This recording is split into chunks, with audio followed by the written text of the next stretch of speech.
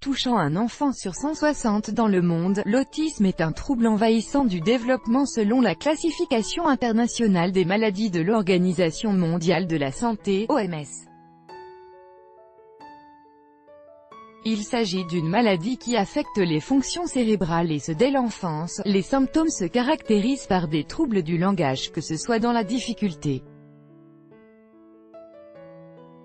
d'apprentissage que dans le rythme et la manière de regarder l'interlocuteur, des troubles du comportement, hypersensibilité, mouvements répétitifs, crises de colères aiguës, dépendance excessive aux rituels quotidiens, ainsi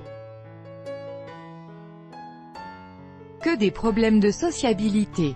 Généralement, l'enfant n'est pas capable de répondre à son prénom, de maintenir un contact visuel, d'exprimer ses émotions ou encore de recevoir des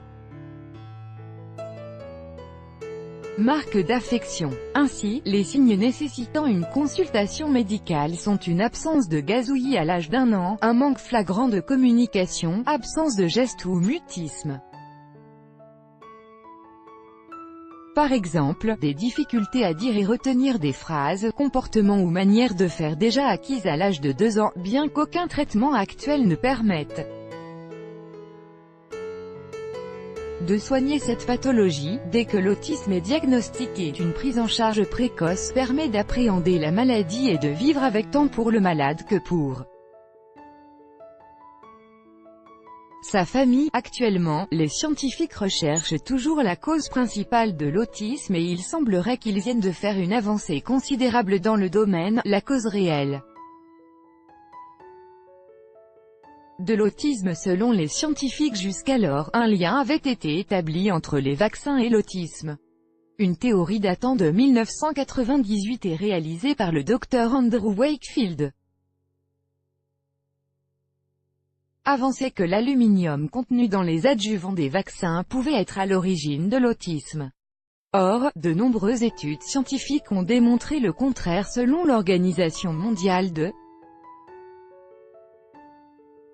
la santé, OMS. Par ailleurs, une nouvelle étude a mis en avant le fait que la cause réelle de l'autisme serait un trop grand nombre de connexions cérébrales. Publié dans la revue Nature Communication, dont l'auteur n'est autre que Azad Boni, le chef de département des neurosciences de la Washington University School of Medicine à St. Louis. L'étude explique que le dysfonctionnement du gène RNF8, qui aide à réguler les connexions et la communication entre les neurones, serait à l'origine de l'autisme.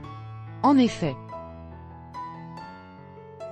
lorsque ce gène fonctionne mal, un excès de synapses se forme et surcharge l'organisme, ce qui a pour effet de perturber le cerveau et les fonctions cognitives. Les chercheurs ont découvert cela après avoir retiré le gène RNF8 du cerveau des rats, cobayes de l'étude. Bien qu'il s'agisse d'une piste plausible au vu d'études plus anciennes, mettant également en avant la mutation d'un gène responsable de l'autisme, ces résultats sont à approfondir afin de pouvoir mettre en place un traitement contre cette maladie.